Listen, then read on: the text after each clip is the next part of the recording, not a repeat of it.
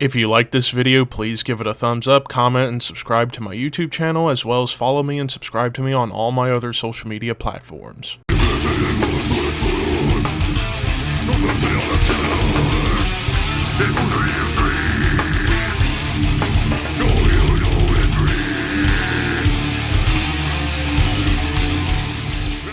What's up, Thrashers, and welcome back once again to the Thrash Maniac 99 YouTube channel, and I am back with yet another discography ranking for you guys.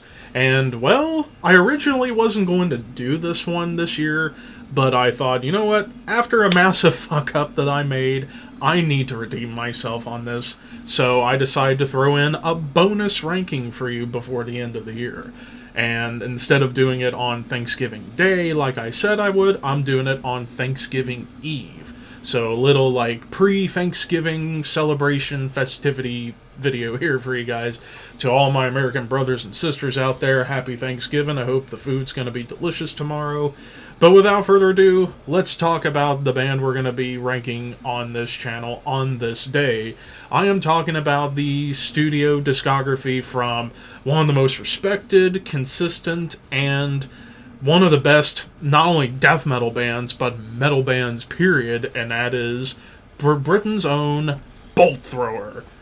So this is one I've been curious to do for about a month or so now, because, as I said, originally I wasn't going to do this ranking this year, but the backstory on why I'm doing the ranking now is because, well, if I talked about at the end of my Judas Priest ranking, that if you guys were to go over to the community tab on my YouTube page, there's still polls up for you guys to determine what bands you want to see me rank in 2024. I had one poll for death metal bands, and I completely fucking forgot Bolt Thrower.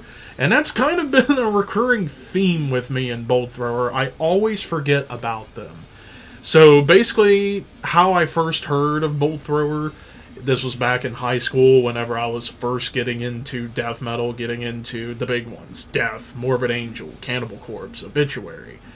And Bolt Thrower was a name I saw come up quite a bit, and I listened to a couple of songs, and I really liked what I heard.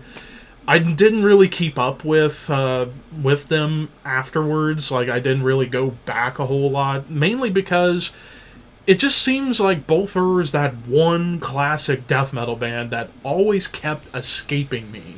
And I still don't know why, to this day, why I kept forgetting about them. Like, even as recently as a month ago on Instagram, when doing, like, albums of old school death metal I recommend, and I kept forgetting Bolt Thrower, and it's like, I need to start giving this band more respect, because I feel like a piece of shit. Because, spoiler alert, all these albums are fucking good, so this is going to be one of the more interesting rankings. It's like, I know how I'm ranking them, but don't take, say, an album being last as it's, oh, I don't like it. Absolutely not. I love all 8 of these albums, but it's just, you gotta put numbers on stuff. And I didn't really dive too far into Bolt Thrower until a couple of years ago, whenever I got Fourth Crusade on CD, and I jammed stuff off of it, and I liked it, but not full on until doing this ranking. And yeah, Bolt Thrower's entering my rotation even more now, so there you all have it. But without further ado, let's get into the history and the ranking of all things Bolt Thrower. And I got some notes here for you all. So Bolt Thrower formed in 1986 out of Coventry, England, and their original lineup consisted of bassist at the time Gavin Ward, guitarist Barry Thompson, drummer Andrew Whale, and vocalist Alan West. So when Bolt Thrower started, they were originally part of the British grindcore pack, along with Napalm Death, Carcass, and Extreme Noise Terror. However, for me, Bolt Thrower has always been way different than those other 3 bands if they're part of the grindcore pack. To me, Bolt Thrower were just straight up a death metal band that just happened to have a bit of a punk-minded philosophy behind them early on. So I guess that's what made them think it, what people made them think of them as grindcore. I know that sentence made absolutely no sense, but I think you kind of get what I'm saying. Like, to me, they were more of a death metal band that started out from more of the punk roots, but I guess that's why some people would call them grindcore early on, is because of that combination. But I digress, because holy crap, I can't speak sometimes. But yeah, and you kind of get that different sound with them, even as far back as their demos, in comparison to Napalm, Carcass, and E&T. But yeah, this original lineup was together, and then in 1987, Gavin Ward decided to switch over to guitars, becoming the second guitarist, and incoming for bass would be Alex Tweedy. This lineup was together for just a short period in 1987, and then later in 1987, Alex would leave the band and be replaced by, at the time, girlfriend of Gavin Ward, Joe Bench on bass. Now, Joe Bench is kind of seen as a bit of a pioneer for women in extreme metal, because when you think about women in metal in the 80s, it was largely within either classic heavy metal or the hair metal, glam metal thing of the 80s. Joe Bench was one of the only ladies in extreme metal. Hell, I think the only other lady in extreme metal I can remember of note in the 80s was Sabina Clausen from Holy Moses. So Joe Bench is seen as a bit of a renegade to that extent, so kudos right there. So Joe takes over for Alex, and this lineup was together for a little while, and actually, on the heels of a few demos they did at the end of 87 heading into 88, they ended up getting picked up by legendary BBC radio DJ John Peel to do a Peel session. Before they even had an album out, they immediately got to do a Peel session, and it pretty much made the entire UK aware of Bolther at this point. And after the success of that Peel session, they would sign to Vinyl Solution Records. However, not long after the deal was signed, Alan would end up leaving the band to just let the band carry on while he bowed out. And taking over his spot would be the legendary Carl Willits. And together with Carl Willits now on vocals, which was a good move because Carl's one of the most energetic vocalists in death metal history, bar none. So now with Carl in the fold, they go to the studio and released June 12th of 1988. We get their debut album, In Battle There Is No Law. So immediately with this album, you pretty much get what Bolther is all about thematically, which is all songs about war, brotherhood, sacrifice, death, and it's very intriguing. Now, with that said, this is actually the one Bolther album I am missing on CD, and, well, it's because I can't find a copy of it anywhere, so if anybody that's watching this can help me track down a good conditioned, cheap copy of a CD of In Battle There Is No Law, I would be eternally grateful, and I might even send you something in return. But anyways, as far as where this album ranks, this is my number 7. It's lower on the list, but doesn't mean it isn't a kick-ass album. This is a hell of a debut, and if you want to call Bolther grindcore again at this point, then this is more riff-oriented grindcore. Like, there's a lot of riffs. It's perhaps more riffy than some stuff that comes later down the line. But, like, the opening title track, the way it starts, it just feels like you're just getting ready to get into the octagon in a UFC fight or something like that. And it's just onslaught of chaos pretty much from there on throughout the rest of the album. Like, Challenge for Power was one of my favorites of the early Bolther era as far as songs. Attack in the Aftermath, Psychological Warfare, and also, this is definitely, probably you could argue, the most furious Bolther album because of the speed and the chaos going on, and immediately you can hear their influences come out. You know, Napalm Death, Morbid Angel, Death, even Slayer, especially in the leads, because pretty much early on with Bolther, their guitar solos were always about those big squealy dive bombs that Kerry King created. And that's actually part of the reason why this album ranks lower, is because within the production it was really raw, but it was still 1988 and they're still trying to figure out how to make this ultra brutal sound good. And part of the problem here was whenever the guitar solos would happen, the blast beats would go on top, and with how those blast beats were being performed, it made the guitar sound mushy and buried in the mix during the lead sections. So, which is kind of a bummer, but that's 1988 production quality for you right there. So, yeah, they didn't have a whole lot of time to record this, so that's why it was really raw. But it's still a really damn good album, and it is my number 7. Now, after the release of In Battle There Is No Law, the band would ultimately leave Vinyl Solution Records and go over to Earache Records, which, bigger label at this point, as this was really when Earache was starting to take off, and pretty much formed a big bond with Earache for a long time, at least until later on. And during this time, not only did they form this relationship with Earache, but they also formed a bond with Games Workshop and their legendary tabletop game Warhammer 40k, and it led to this big crossover between Bolt Thrower and Warhammer, because it led to metalheads and nerds coming together, which, let's be real, we're the same people to some degree, I would say, as I need a drink of water. And I splash myself in the face every fucking time. But whatever. So, the band would go back to the studio in 1989 to work on this next album, and finally released October 28th, 1989, we get Realm of Chaos, Slaves to Darkness. Now, this might be a bit of a hot take, because I know a lot of people love this album, but then again, people love pretty much all these albums. For me, I have Realm of Chaos at number 5. I've seen this album ranked really high for a lot of people, and I understand.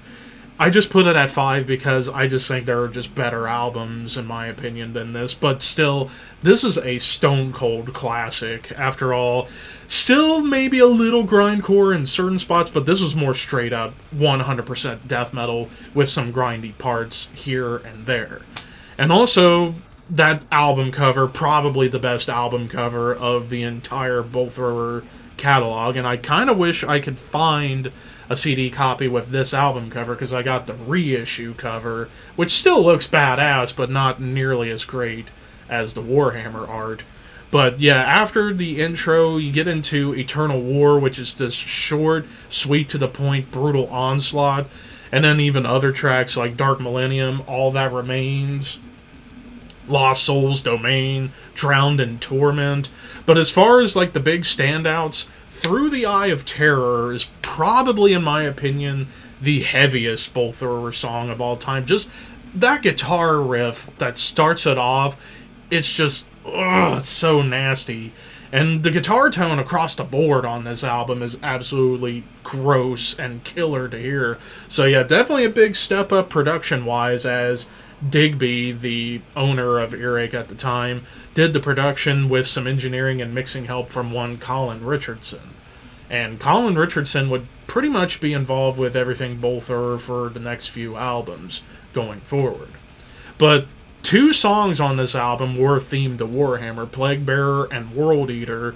World Eater is the other huge standout for me. The longest track at nearly 5 minutes, and it's absolutely killer. Now, the blast beats here definitely feel more like grindcore blast beats, whereas on In Battle There Is No Law, those blast beats I felt were a bit more black metal inspired, whereas here the blast beats I felt were the thing that made it grindcore, but the riffs and the chaos just feels more death metal to me.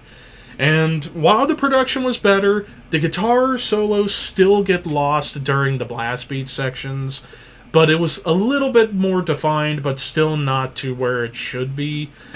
And, I mean, still 1989, but there were albums recorded during this time frame that had better guitar production. But, with that said, the album, it's a classic. Nothing that's bad about this whatsoever. Big step up from In Battle There Is No Law, and it's my number 5. Excuse me. So now we move on to the next album. Well, actually, before we get into the next album, we have to talk about probably one of the biggest tour moments for Bolt Thrower in their history, and that was not long after Realm of Chaos. They got to do, probably still to this day, the biggest tour they've ever done, and that was the legendary Grind Crusher tour, opening for Morbid Angel, Carcass, and Napalm Death. So basically the biggest 4 bands on Earache Records at this point toured together across the UK, and it was a huge success and exposed all 4 bands to a bigger audience, so to speak. And on the heels of the Grind Crusher tour, the band would return to the studio in 1990, now Colin Richardson taking over all the production, and then released February 4th, 1991, we get Warmaster. Now, this ends up being my number 2 album. It was a hard-fought battle between this and my number 1, but this gets number 2. This is another classic album within that classic old-school death metal scene. And this would be the last album to feature blast beats. Like, after this, blast beats are gone for the rest of the albums. But, man, the songwriting got much more dynamic and a little more out of the box. Like, they even incorporate some doom moments here and there. The opening track, Unleashed Upon Mankind, such a nasty opener. And then even What Dwells Within, like every song, The Shreds of Sanity, Profane Creation. But the big standout track on here would be Cenotaph. And also that opening, get used to hearing that opening come up a few more times throughout the rest of the discography. But yeah, just top to bottom, like these songs just hit you right in your feels. And also, what was interesting, because you had Colin Richardson take over the production, he managed to get the mix right when it came down to the leads. Like, you can finally hear the guitars in the blast beat sections. And then also, the guitar solos themselves, you still get your squealy dive bombs, but then you start to get more melodic lead work coming in on this album to showcase the talent that Barry and Gavin have as guitarists. And even Barry, being the main songwriter, knows how to write killer fucking songs. And this album, top to bottom, one of the best old school death metal albums of all time. And it is my number 2. So now moving on to the next album. So after doing some touring on Warmaster, the band would go back to the studio in 1992 in the summer. And this next album would represent a bit of a change. Once again, no more blast beats going forward for the rest of these albums. And both are at this point were really into Black Sabbath, but also bands like Candlemass and Pentagram at this point. And they kind of wanted to bring in those influences and mash it with their already established sound. And released October of 1992, we get The Fourth Crusade. This is my number 1 album. Like I said, it could be interchangeable with Warmaster because these albums are so damn close. And while the production was a tad bit more raw on Fourth Crusade, I like the mix of this album just a tiny bit more than Warmaster when it came down to the overall balance of the instruments and the vocals. And also, I love this album for having that doom metal influence. However, I wouldn't call this a death doom album. This is still just straight up old school death metal that just happened to have some pockets of doom.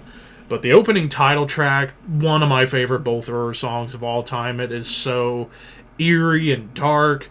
And then you even get the Cenotaph opening with the song Embers, which is a great song. We're Next to Conquer, As the World Burns, like those are 2 huge standouts as well on this album. Ritual was a really cool one, Celestial Sanctuary, Spearhead, Dying Creed, and then even the closing track, Through the Ages, which was the shortest track of the album, at just under 4 minutes.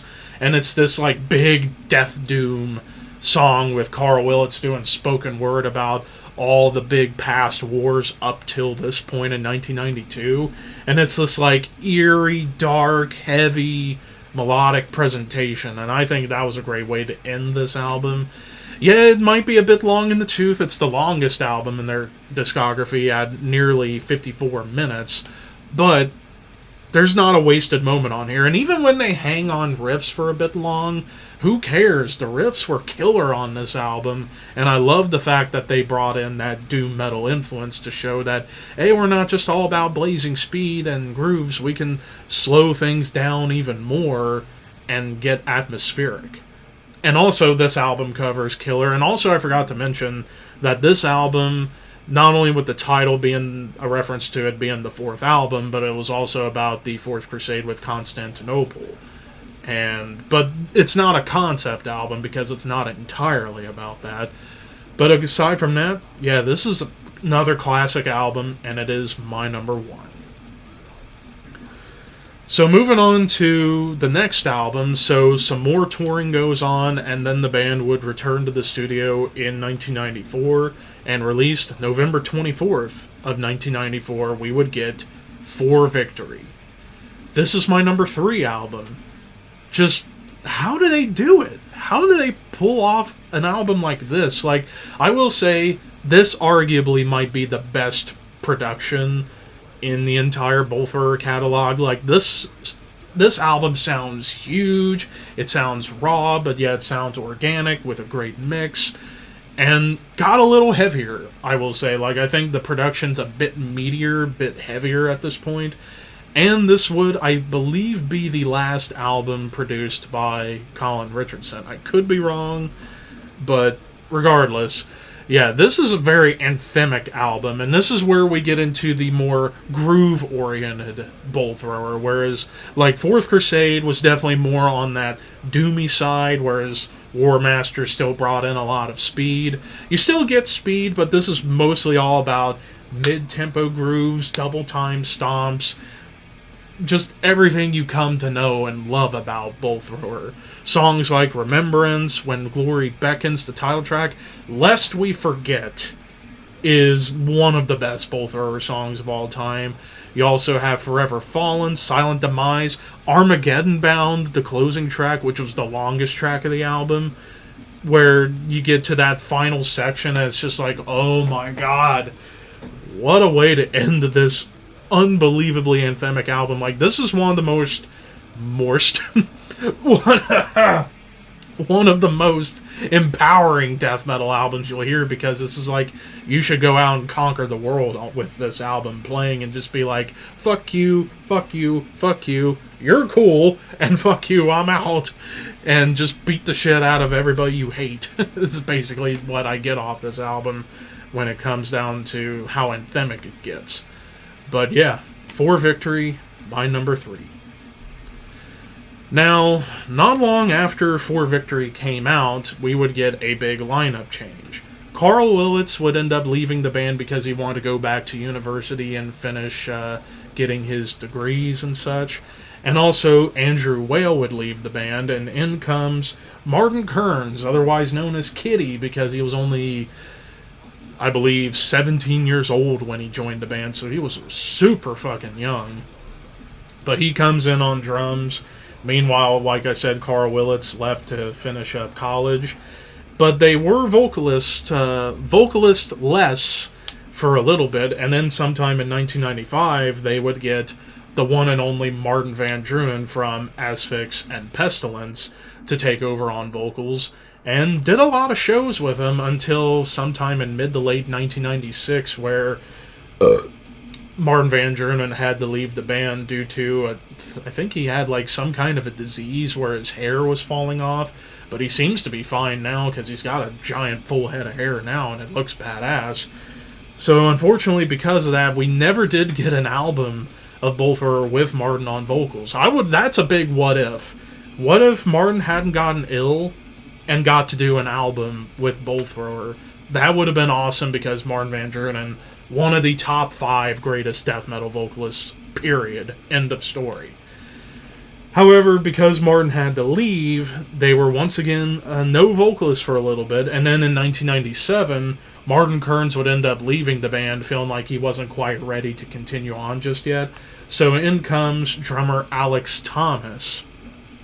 Carl Willits would actually come back to the band for the recording of this next album. And also it's important to note that also after 4 Victory came out, Bull Thrower had a nasty split with Earache Records, which, again, let's be honest, a lot of bands had a bad fallout with Earache Records over money and royalties and stuff, because Earache are a bunch of fuckers.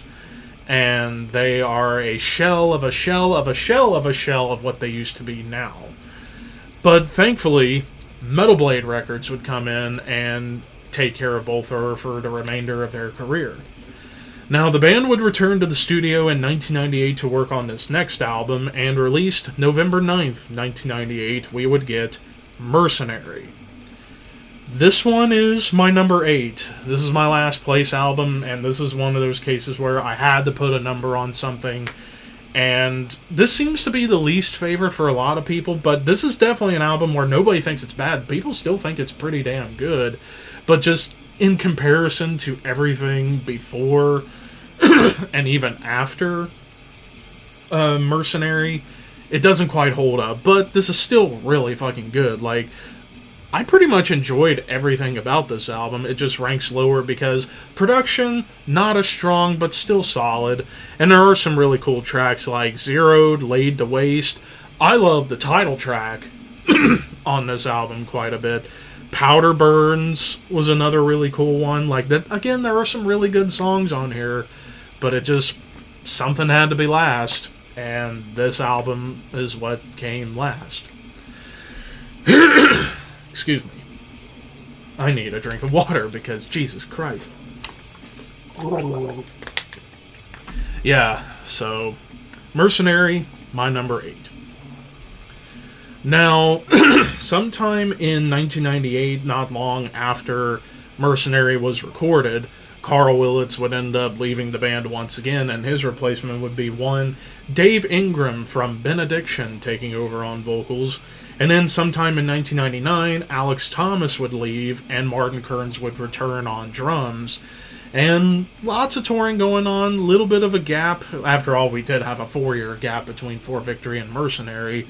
Here we get a 3-year gap, as they would go back to the studio sometime in 2001, and then release November 14th, 2001. Once again on Metal Blade, we get Honor, Valor, Pride. This is my number 6. I thought this was a big step up from Mercenary, and while I like Dave Ingram's vocals on here, there was a bit of energy missing without Carl Willits on vocals, but still Dave does a great job. And I thought, songwriting-wise, while a bit formulaic, I thought they stepped it up in comparison to Mercenary. Tracks like Inside the Wire, The Seventh Offensive, Valor, K-Machine, Pride, those were the huge standouts. Like, pretty much more than half of this album were absolutely incredible. Like, getting back to... It was kind of closer to what you heard on 4 Victory this time around when it came down to the songwriting and the grooves. While it is a bit formulaic, it's a good formula where they just like to take you on a journey of war and punishment and death.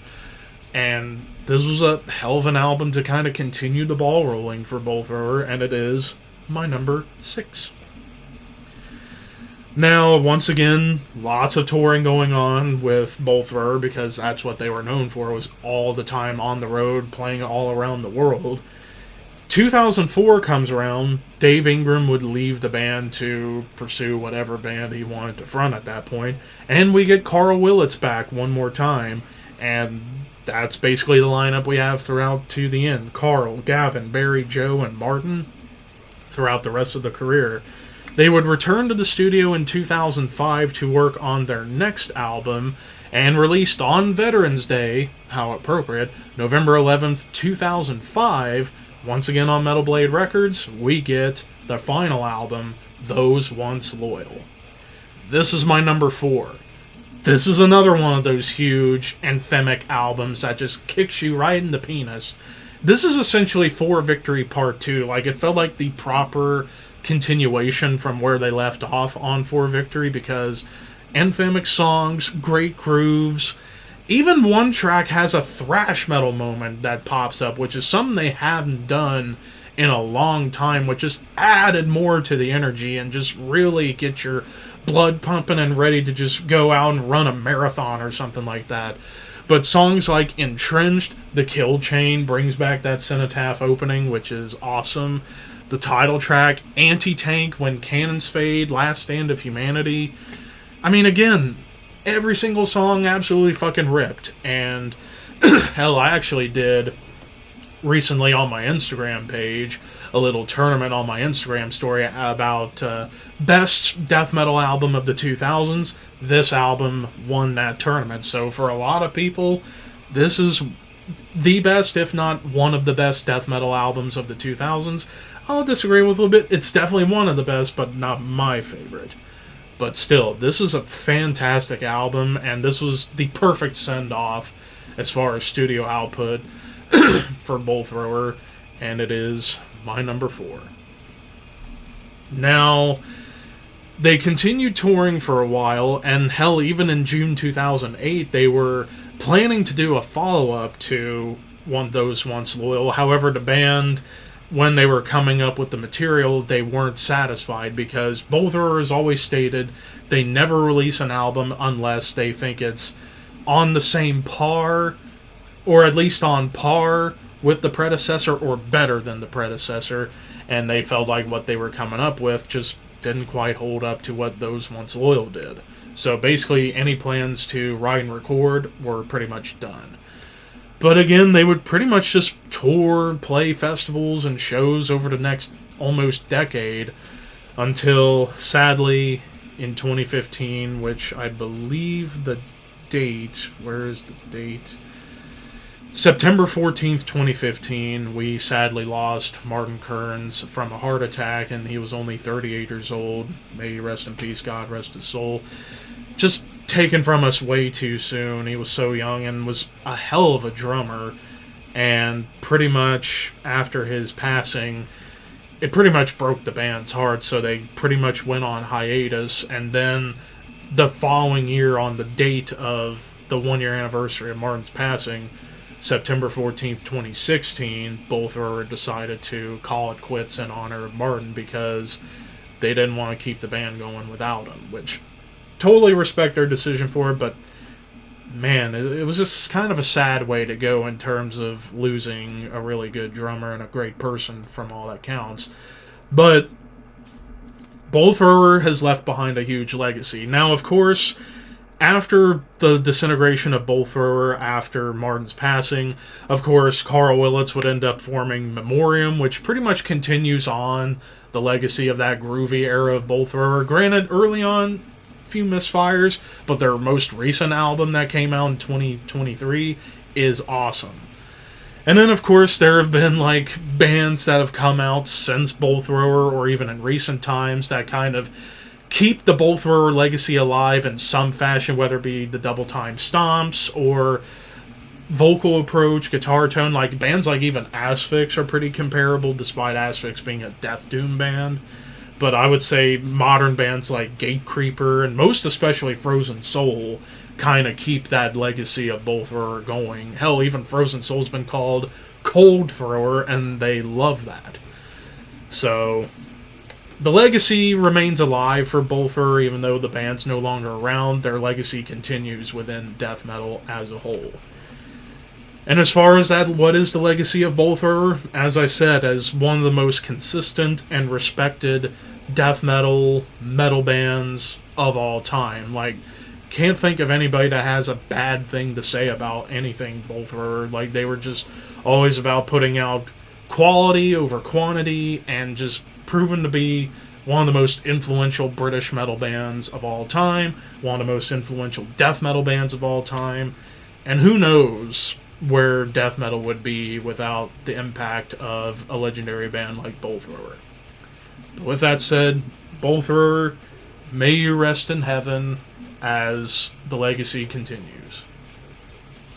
And that, ladies and gentlemen, does it for my Bull Thrower ranking. This was a bit overdue, even though I did this out of fucking my fucking brain deciding to shit itself when coming up with polls and forgetting Bull Thrower.